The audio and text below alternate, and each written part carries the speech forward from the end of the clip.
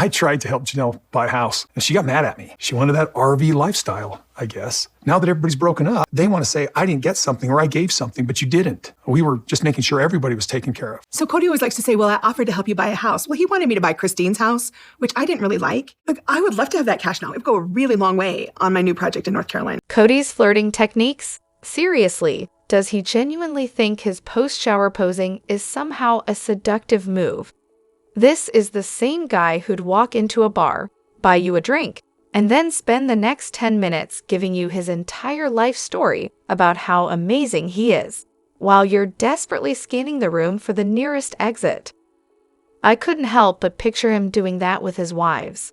I bet that was his go-to routine when he'd finally show up at their houses, after Robyn had had enough. The guy truly thinks he's got it all figured out, doesn't he? We've got so much to dive into today, so let's not waste any time. Let's jump straight into it. Hey everyone, what's up? It's Elena here, and welcome back to my channel Reality Nexus X. The original 3 wives have all openly said that their sister wives' kids are also their kids. But has anyone ever heard Robyn claim that the OG 13 are her kids too? Well, surprisingly yes. I mean, it's hard to miss when she says, during a moment with Meri talking about her sister's death, that she'd have no problem taking in any of the kids because they're hers too. Yeah, she's made that statement pretty early on, and keeps going on about her kids and grandkids. But of course, as is Robyn's way, she'll say one thing and then completely contradict it. Remember when she claimed her kids weren't accepted? Or how about when she made the other kids knock before entering, or even purposely showed up late to Logan's graduation? The mixed messages are endless. Honestly, I think the OG3 were the real moms, and the kids were told Robyn was just another mom. Problem is, she was acting like a stepmom.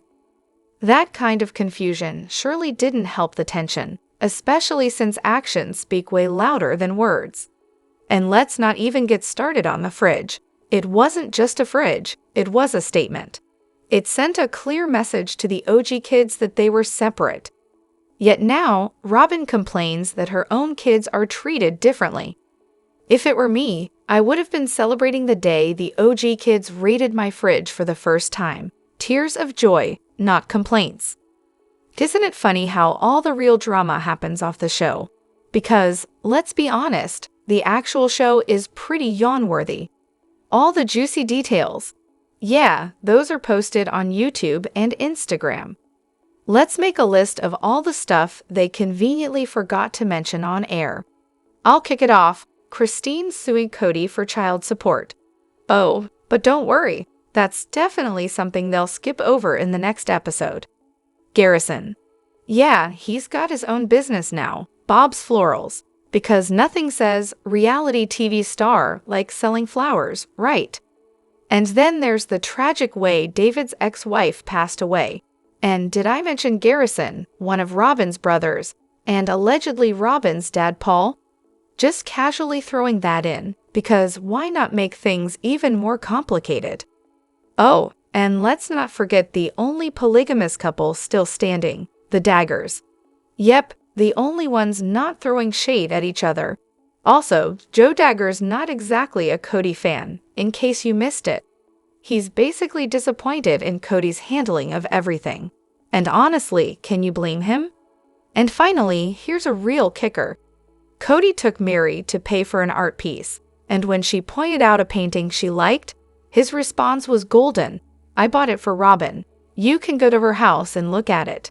Wow, romance at its finest, huh? I love Aspen and all, but I might have a little thing for Mitch. Honestly, I just wish we could see more of those two together.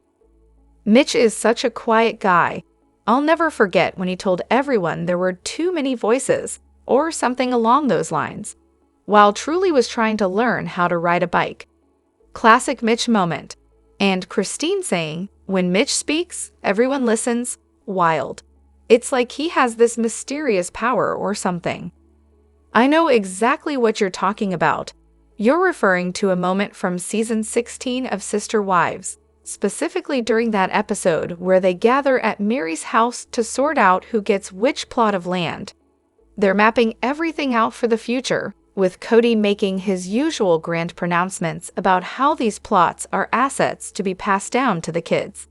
It's all very family legacy talk, which, by the way, feels incredibly hollow in hindsight.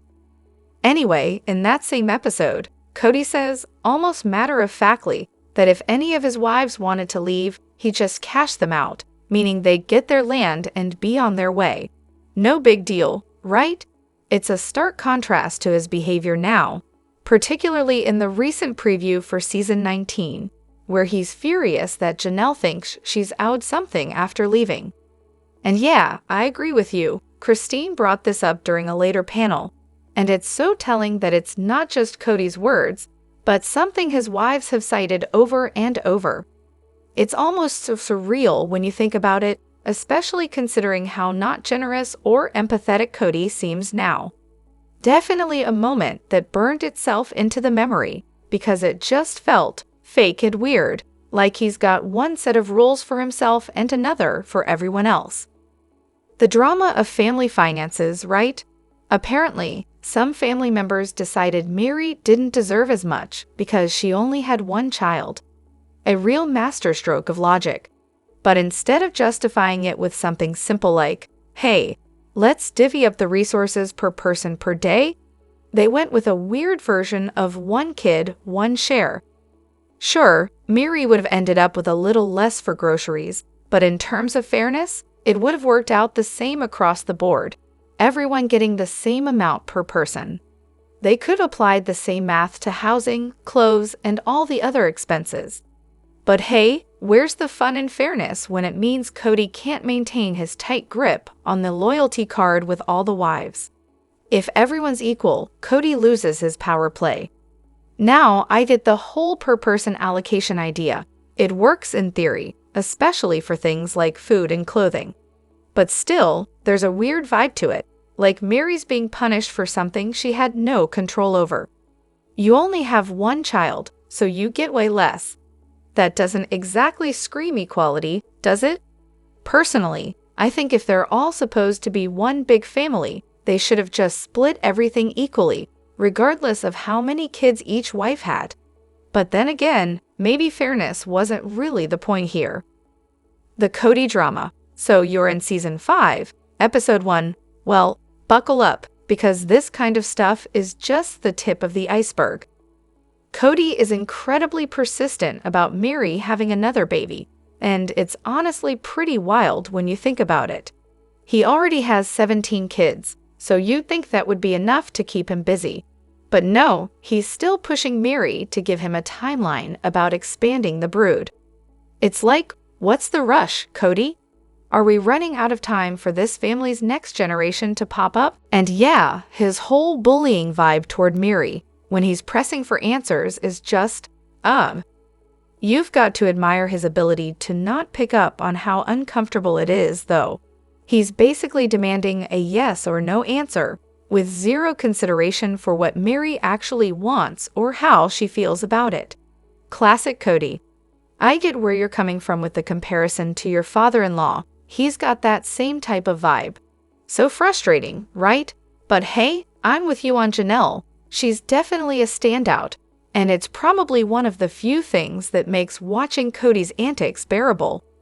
It's like a slow-motion train wreck sometimes, but I totally get how hard it is to keep watching with Kody being, well, Kody. Kody, the king of hypocrisy, strikes again. I'm deep into season 11 now, and I can't get over how Kody has the nerve to call Mykelti's engagement to Tony too soon, when he proposed to Mary after 2 months, if I remember correctly. Seriously, Kody, take a seat. You have no business judging anyone's timeline when yours was practically a whirlwind romance by comparison. And don't even get me started on the favoritism between Caleb and Tony. It was so obvious, it was almost painful to watch. You could practically see the bias from across the room. Poor Tony, he seems like a genuinely nice guy, and they really didn't give him a fair shake. I'd almost felt sorry for him. But here's the one thing I did kind of agree with Kody and the others on. The whole August wedding idea, right after Madison's June wedding? Too rushed, in my opinion. Weddings should have enough time to feel special. Rushing it just seems like it could take away from the experience. Changing it to December, definitely the right move. I mean, who doesn't need a few extra months to plan something this big? What really struck me, though, was the way they acted about Kody marrying Tony. It was so hypocritical. They were all about Maddie marrying someone a decade older when she was 19 because they knew him. But when Kody finds someone she loves, they can't even fake being excited for her. Remember that heartbreaking confessional where Kody thought her family would be as thrilled for her as they were for Maddie, but instead, they were all cold. Oof, that one stings.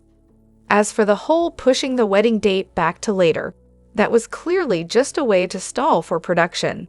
They wanted to spread things out between seasons, no doubt, and honestly, what a convenient excuse to delay it.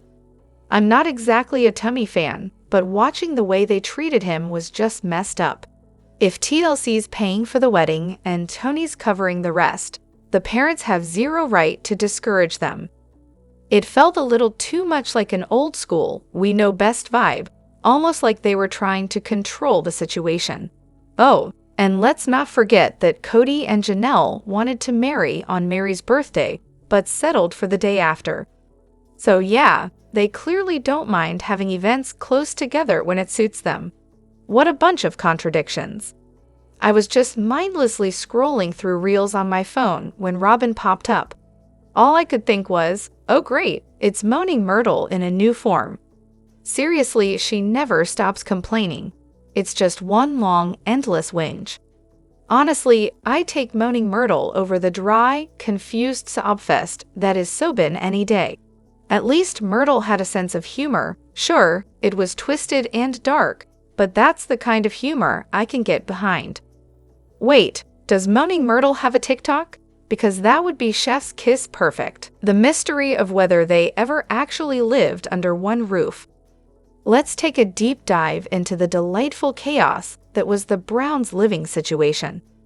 So let's start with the early days, before the kids came along. Janelle and Mary kicked things off by sharing a charming thin-walled trailer. Christine? Well, she was only there briefly before she decided she needed her own little retreat, a cozy cottage nearby. And after that, things get about as clear as mud. Fast forward a bit, and right before Aspen was born, and shortly before Leon was about to make his grand entrance, the whole crew decided to squeeze back together into a spacious 1,000-square-foot house in Powell, Wyoming. Not long after, they upgraded to a palatial 3,000-square-foot home in Utah. But hold onto your hats, at one point, Janelle was living 15 to 30 minutes away, dropping the kids off with Mary or Christine, while Mary and Christine enjoyed the pleasure of separate houses on the same plot of land, splitting childcare duties like it was a group project. Now, the truly magical part of this saga. They didn't all live under one roof consistently until Lehi, and even that was for a mere 5 years, which you probably remember from the show. Why the constant moving? Oh, Kobe's just the type to get an itch for change. Can't stay put for too long, apparently.